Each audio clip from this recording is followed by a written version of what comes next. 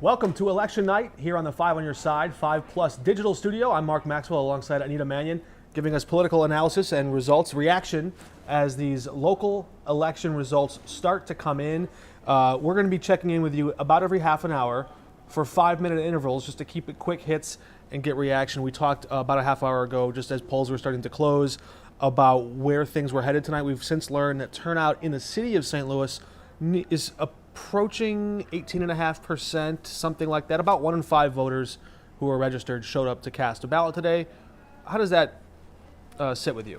Well, I don't love it, but that is about what we'd expect.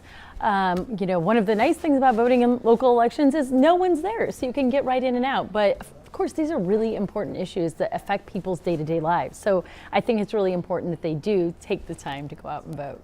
And we did have our first batch of votes in just moments ago from the St. Louis Board of Elections commissioners. So I'm attempting to pull these up in a PDF just now. But we were talking a minute ago about some of these races. In the primary, it was approval voting, where you could select, hey, I like all 3 of these candidates. In St. Louis City. In the city of St. Louis. But this time you had to pick either or. There were no undecided voters today. That's right. And so then, because that approval voting is a nonpartisan system, it means in these races you have 2 Democrats facing off instead of the old system where you would have had a Democrat and a Republican. We're going to try to see if we can pull up these results here for you. And we have ward by ward breakdowns. These should not be final. Let's see if we can. These are coming in the most weird fashion. So because this is not like a federal race or a big statewide race, there's fewer resources. So we're actually just going through and reading off of PDF documents at this point. But we can tell you that it looks like a very tight race with just about 400 votes. So still very early. These might just be the absentee results only. In the first ward, which is in the southernmost part of the city of St. Louis, Ann Schweitzer and Tony Kirchner are almost tied, separated by just 4 votes, 50% to 49% in that ward. As I scan through here and look, Michael Browning jumps out to an early lead in absentee voting over Tina Peel in the 9th ward.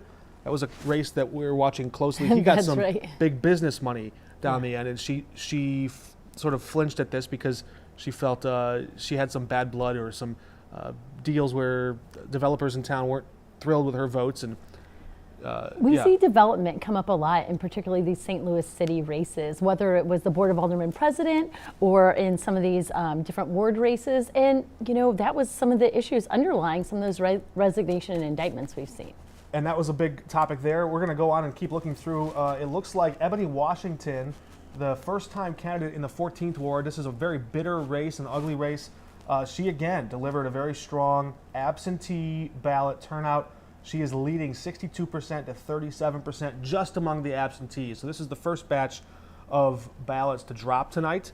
We're going to be watching, again, for people that want to look at the propositions, those ballot questions. To authorize or green light the Charter Commission, we need 60% of that vote to come in. You might see those results start to show up on your screen. But for the marijuana tax, that's just a simple majority, 50%. That's right.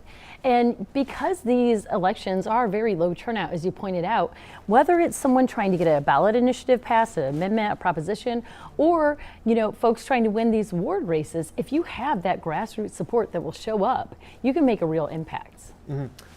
We understand that some people in the audience tonight are watching the Blues game. Others are watching the Cardinals game.